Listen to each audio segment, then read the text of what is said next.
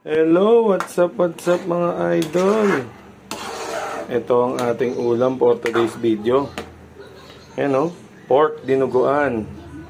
Lagyan natin maraming luya para hindi malansa. Tsaka lagyan na natin ang ating secret. Lagyan natin ng gata.